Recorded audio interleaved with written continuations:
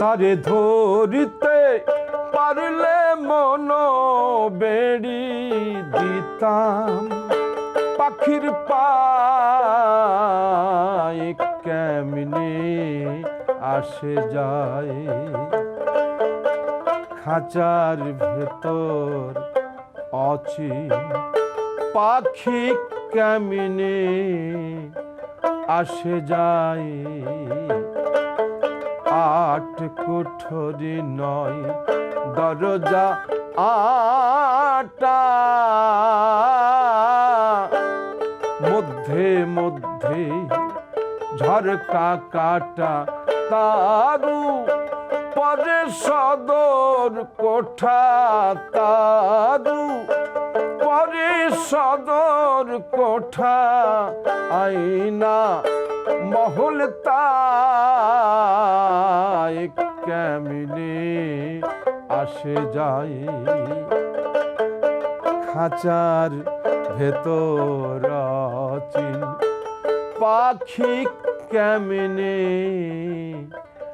আসে যায়। অসাধারণ। এই যে আসে যায় থেকে আসলে আমরা শুরু করতে চাই ঈদ আসে যায়। দর্শক, সময় টেলিভিশনের ঈদ আড্ডায় আপনাদের সবাইকে স্বাগত জানাচ্ছি। আমি নিয়াজ শুভ। ঈদ মানেই আড্ডা, ঈদ মানেই বাউল গান।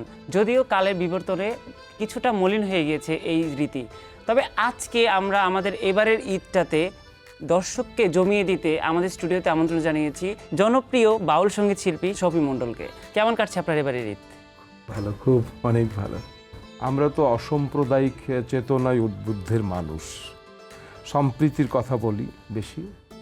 আর ঈদ হলো আমাদের একটা সাম্প্রদায়িক আনন্দ উৎসব, যেটা সুফিবাদের বলি আর ইসলাম ধর্মের বলি।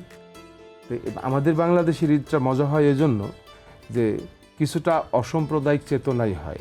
আমরাও ছোটোবেলায় দেখেছি, আমার অনেক বন্ধুরা ছিল হিন্দু, তারা আমাদের ঈদের উৎসবে আমাদের সাথে আনন্দ করেছেন এবং আমরাও তাদের পূজার উৎসবে আনন্দ করেছি।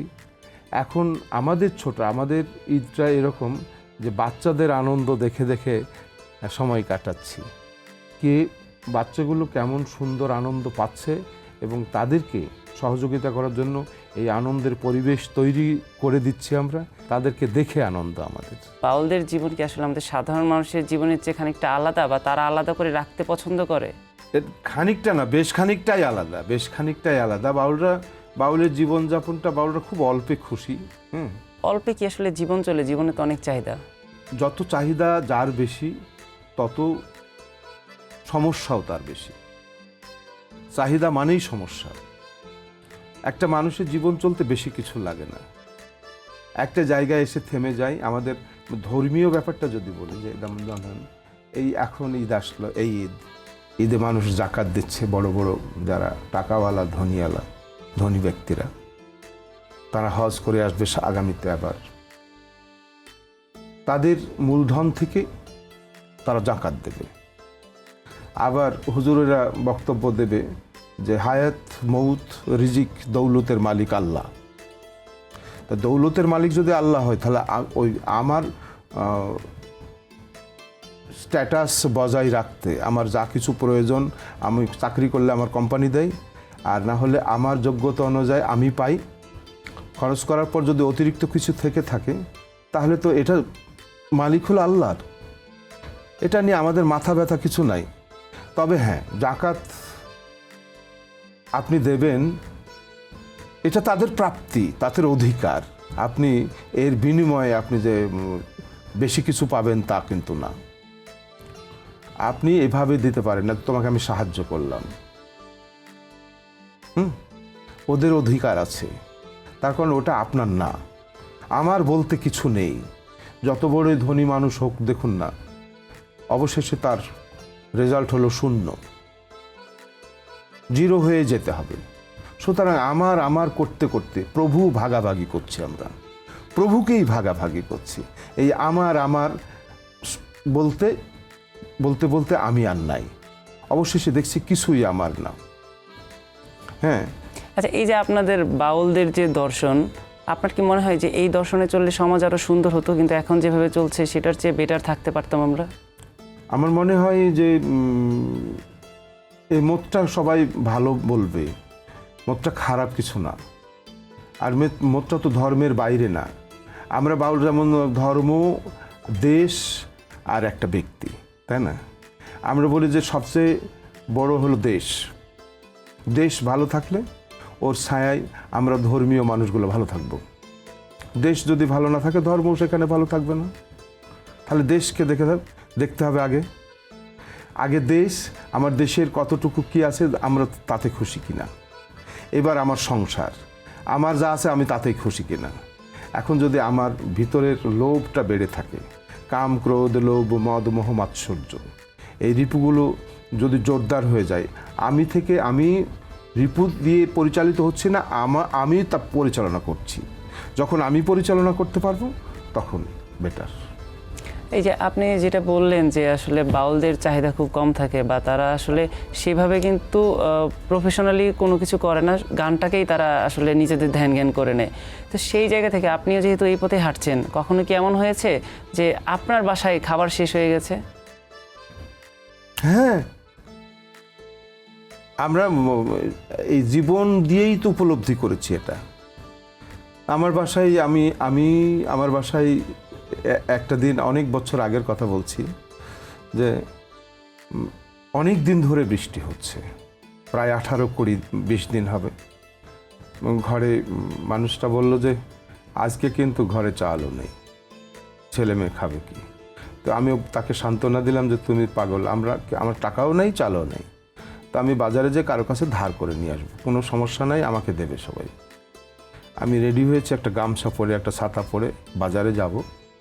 এর মধ্যে বাইরে দেখছি একটা রিক্সা বেল দিচ্ছে, ভ্যান গাড়ি।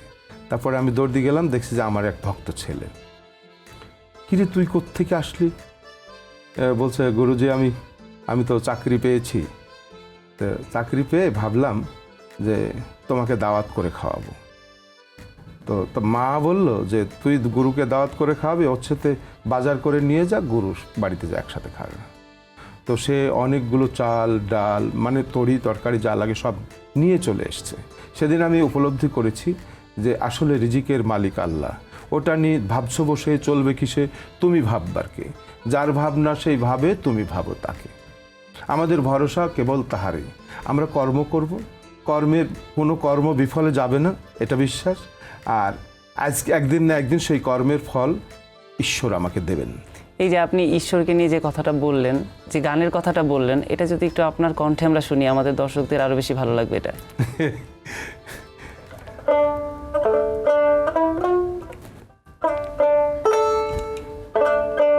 দেখলাম এ সংসার ভোজবাজি প্রকার, দেখিতে দেখিতে অমনি কেবা কোথা যায়, মিছে ঘর বাড়ি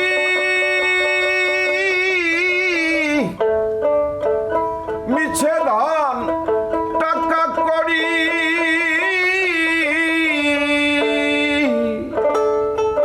মিছেই দৌড়া দৌড়ি করি কার মায়াই, কীর্তি কর্মার কীর্তি কে বুঝিতে পারে, সেবা জীবিকে লই কথা ধরে, এ কথায় আমি শুধাইব কারে, নিগুড় তত্ত্ব অর্থ কে বলবে আমায়। যে ব্যাপারগুলো আসলে কিচ্ছু থাকবে না, মানে কিচ্ছু থাকবে না বলতে সব থাকবে, আমি থাকবো না। আমার সাথে চারিপাশে যা কিছুর সম্পর্ক হয়েছে, সম্পর্কটা শুধু সম্পর্কই, অবশেষে কিন্তু আমি একাই। রবীন্দ্রনাথ সে বলছে তোমার ডাক শুনে কেউ না আসে একলা চলরে, তার মানে এমন কোনো একটা দিন তার ডাক শুনে কেউ আসেনি। তাহলে আপনার কাছে সম্পর্কের লালন মানেটা ফকির কি বলছে দাঁড়ায়? যে আমি অপার হয়ে বসে আছি ওহে দয়াময়, তার মানে সেও কখনো কখনো তাকে পায়নি, তাই না? তো সবসময় নিজের যত্ন নিয়ে নিজেকে সচেতন থাকার জন্য এই মহাপুরুষরা আমাদেরকে উদ্বুদ্ধ করেছে, তাদের চরিত্র দিয়ে, তাদের মনোনিবেশ দিয়ে, সব কিছু দিয়ে। এরকম আমরাও তার বাইরে তো কিছু না, তারা হলো একটা এসছেন আমাদেরকে মেসেজ দিতে, আমরা সেই মেসেজগুলো নিয়ে সবাইকে দিচ্ছি। এটা আপনি এখন যে জীবনটা যাপন করছেন, মানে লোভহীন, সব কিছুকে বাদ দিয়ে স্বেচ্ছা মৃত্যুর মতো করে, মানে একজন মতো করে না, একজন বরণ করেছেন। হ্যাঁ। আপনি এটা বলেন যে আসলে আপনি জীবিত অবস্থায় মৃত্যুকে বরণ করে নিয়েছেন। জানতে মরা যেটাকে জানতে মরা। তো আসলে এই জীবনটা কেমন আপনার? এই জীবনটা আসলে এই জীবনে না আসলে কেউ বুঝবে না। জানতে মরার যে প্রেম সাধনা, এই জীবনে না আসলে কেউ বুঝবে না। আমিও জীবনের বাইরে যখন ছিলাম তখন খুবই ভয় পেয়েছি, যেদিন এটা গ্রহণ করেছি সেদিন অনেক কেঁদেছি, তারপরে এখানে আসার পরে এখন খুব মজা পাচ্ছি। মানে অনুভূতিটা এত ভালো কাজ করে যে সব কিছু দেখা যায় কিন্তু কাউকে দেখানো যায় না। আচ্ছা, এই যে ঈশ্বরের প্রতি প্রেম থেকে আপনি যে পথে হাঁটছেন, আসলে আপনার কাছে প্রেমটা কেমন, বা প্রেমের সংজ্ঞা যদি জানতে চাই, সেটা আসলে কি হবে আপনার কাছে? প্রেমে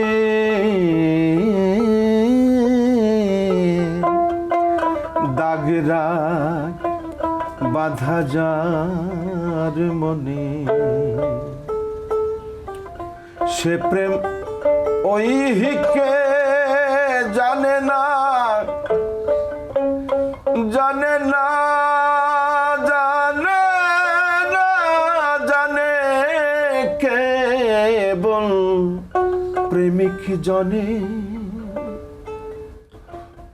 ও যার শতদল কমলে ত্রিবেণীতে তুফান খেলে, ও সে ভাটায় যায় না, যায় না, চলে ও জান কোনে। সেই প্রেম করতে আশা কর মনে, আগে বাধ্য করো গোপী গানে। ফকির লালন বলে লীলা নিত্য নাই সেখানে, চলে আনন্দ ভুবনে। তো এরকম করে আসলে জাগতিক প্রেমকে যেভাবে আপনি জাগ্রত করছেন, আপনার ব্যক্তি জীবনের প্রেম সম্পর্কে একটু জানতে চাইবো আমি। আমার তো গোটা শরীরই প্রেম, আমার মন প্রাণ দেহ শুধু প্রেম, প্রেমেই ভাসি আমি সবসময়। এই জগতে যারা মরার আগে মরে তারা তো প্রেম নদীতেই ভাসে শুধু। এই কারণেই কি আসলে গানের কথা এরকম আসে, প্রেমের মরা জলে ডুবে না? হ্যাঁ, একদম। যারা মরেছে তারাই বলেছে সব কথাগুলো, যারা মরতে পেরেছে, যারা মরতে পেরেছে তারা ছাড়া এই কথা কেউ বলতে পারবে না। আচ্ছা, এবার একটু আমি আবারও ঈদের প্রসঙ্গে আসতে চাই, যে আগে তো ঈদে আপনি অনেক প্রোগ্রাম করতেন, সেটা বিভিন্ন এলাকায় প্রোগ্রাম করতেন, এখন আসলে আপনার ব্যস্ততা কতটুকু থাকে? এখন এই ব্যস্ততাটা বেশি থাকে। আমি তো জীবনে অন্য কোনো কাজ করি নাই, আর এখন তো করতে পারিও না।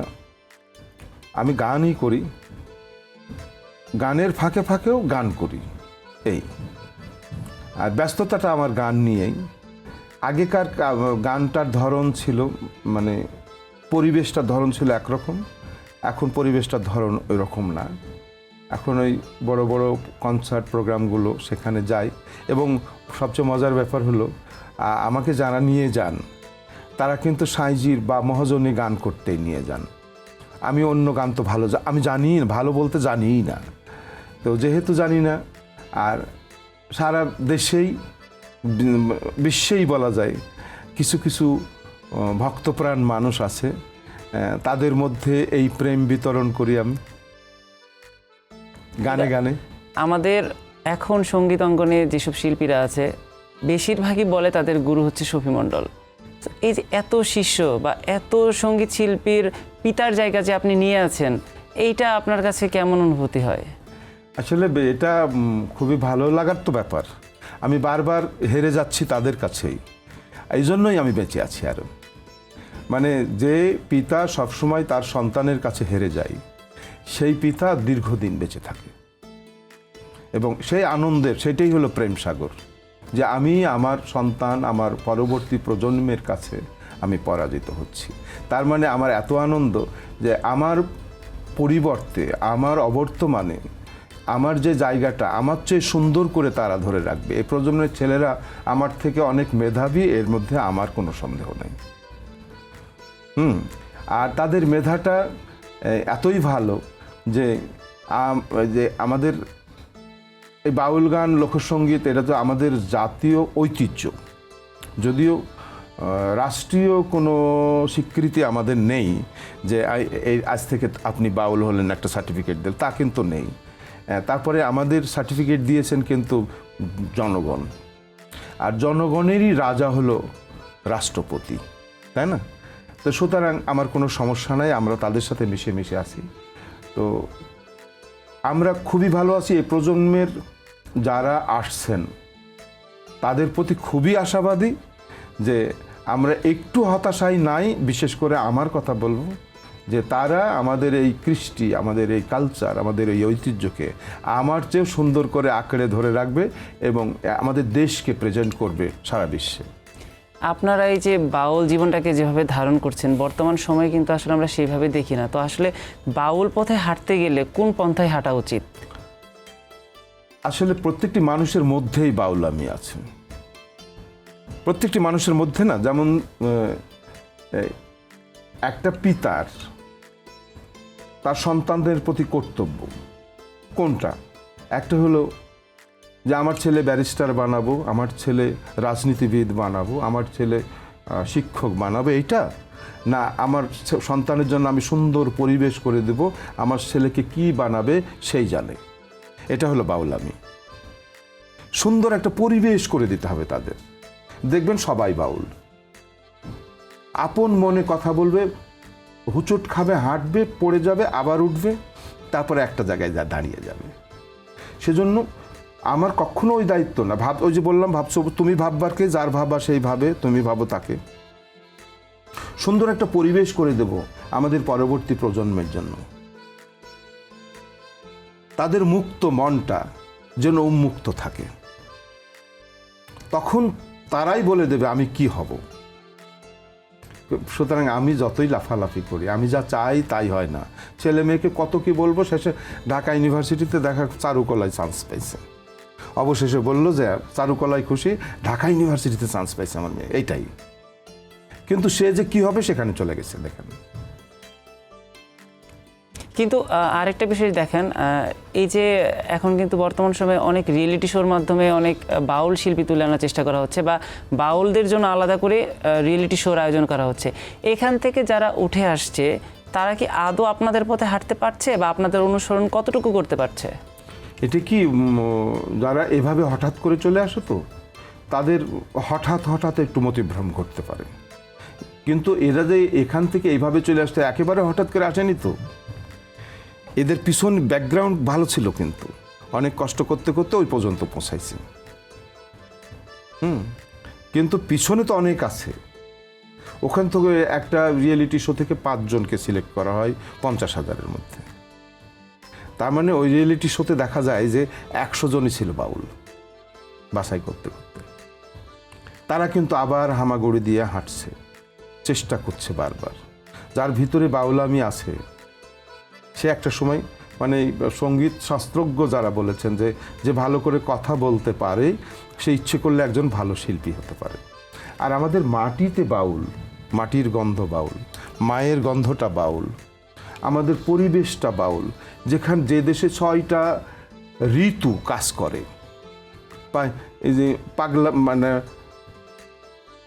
পাগলের মতো বাতাস, একবার এদিক একবার ওই দিক, যে দেশে এই বৃষ্টি হচ্ছে, এখন বৃষ্টির সময় 2 মাস, এখন গরম, এখন শীত, এত সুন্দর একটা দেশ, এখানে যত মহাজনের জন্ম হয়েছে বিশ্বে বিরল, আমাদের ছোট্ট একটি দেশ, এদেশে যতগুলো মহাজন যারা এই বাউল গান লিখেছেন জন্ম হয়েছে, আমার মনে হয় বিশ্বের কোনো বড় দেশেও নাই। তো সেখানে হবে না কেন, যেখানে মাটিতে গান গায়, পাখিতে গান গায়, বাতাসে গান গায়। এই যে আপনার বাউলদের প্রসঙ্গে যা শুনছি, তারা বাতাসে গান গায়, তারা মানুষের অন্তরে গান গায়, আসলে এখন আপনার মুখে আমার শুনতে ইচ্ছে করতেছে যে মানে এটা আসলে লোভ সামলাতে পারছি না আমি, এখন শোনার লোভটা।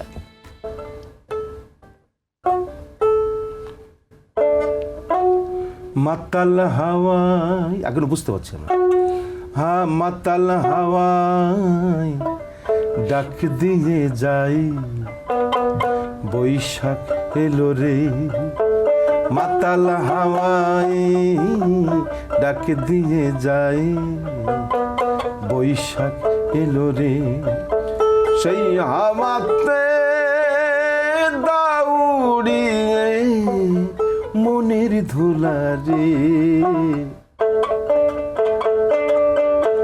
মাতাল হাওয়ায় ডাক দিয়ে যাই, বৈশাখ এলো রে।